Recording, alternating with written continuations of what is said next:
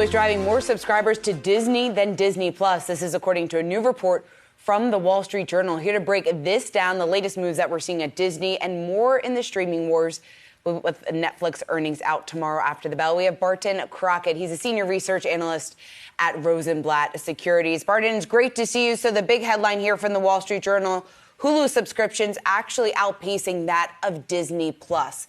Is this worrisome for Disney, and how should the company be looking at numbers like this? Well, it's not overly worrisome for they own Hulu, they own Disney Plus. I think what the article was focusing in on was domestic subscribers, and I think the bulk of Disney Plus growth going forward, like it is for Netflix now, is going to be international. But certainly this kind of highlights what is the model that they're pivoting towards globally, and what that is combining the family-friendly Disney Plus with content that reaches a broader spectrum, of things that adults that don't necessarily want to watch Disney things could be interested in. You get that with Disney Plus and Hulu sold as a bundle in this country.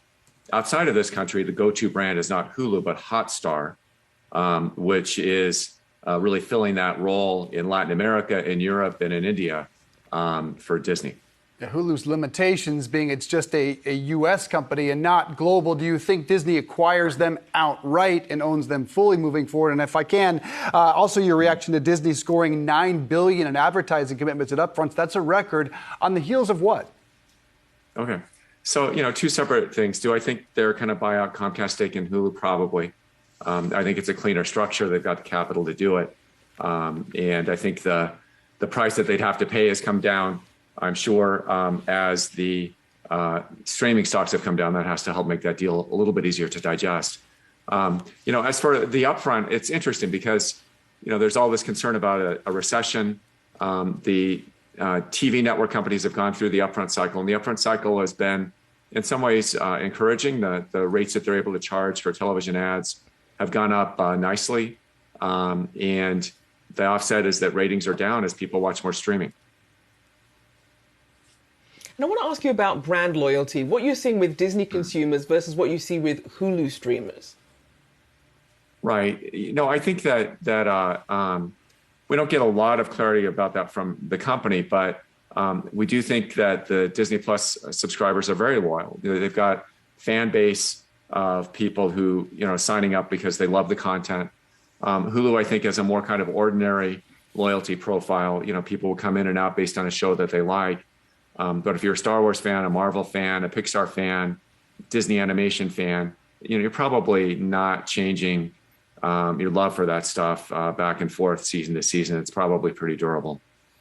And Barton, we've seen a couple of these streamers raise their prices. ESPN Plus, the most recent here, going from $6.99 to $9.99.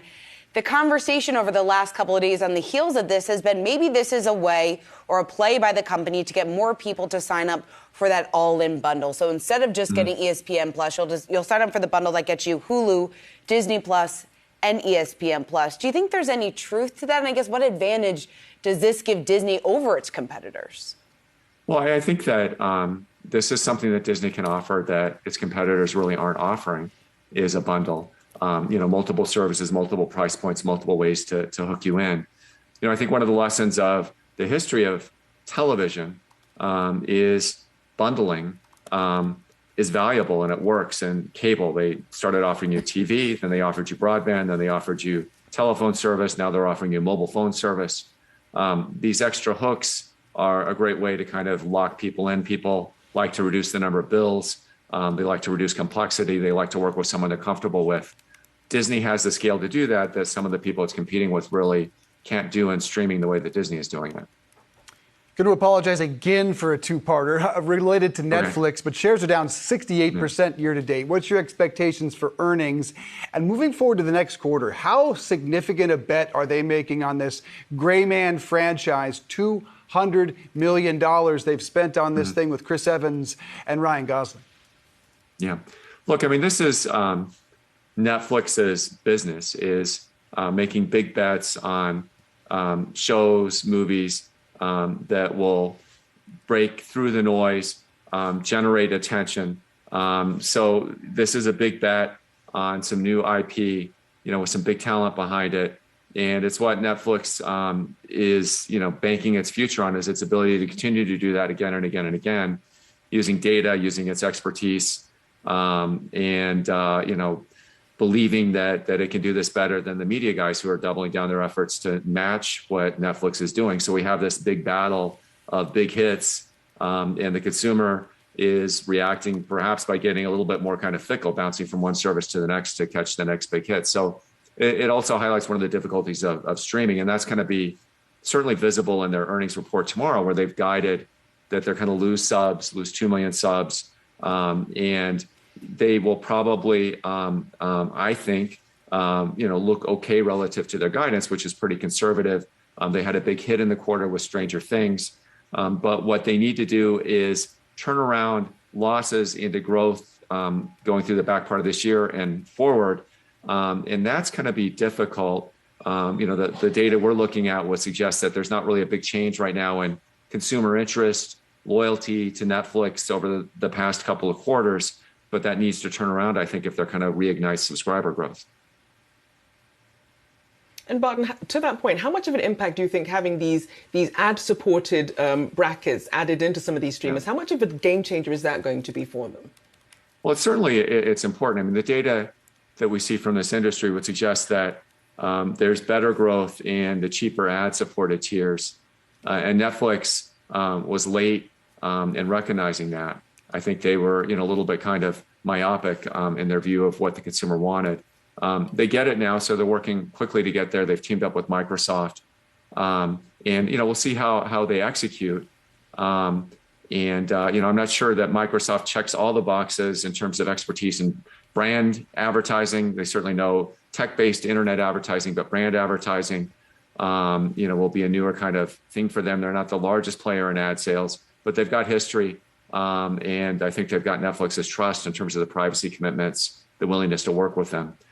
So it's going to be important that they sell enough ads to offset the loss of subscriber revenues, because I think a fair number of people will opt for those lower price tiers.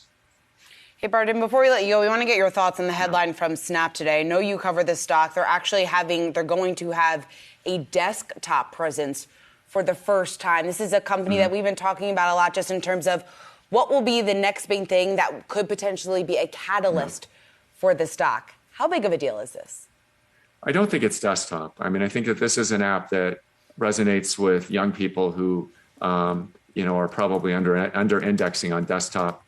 I think that is really not going to be important to the story. What's going to matter for Snap is their ability to maintain this appeal to a younger audience that loves the augmented reality, loves the lenses, the filters, loves to communicate, in this video focused default first kind of format.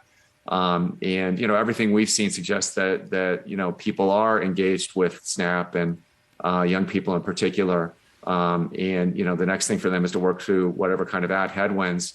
They call those out in late May, and we'll see what they're really seeing when they report their earnings post-close this Thursday. It'll be a pretty crucial test of really how tough the kind of macro is right now. We do appreciate getting your insights on all this streaming wars. Barton Crockett there, Rosenblatt Securities Senior Research Analyst. Thank you so much.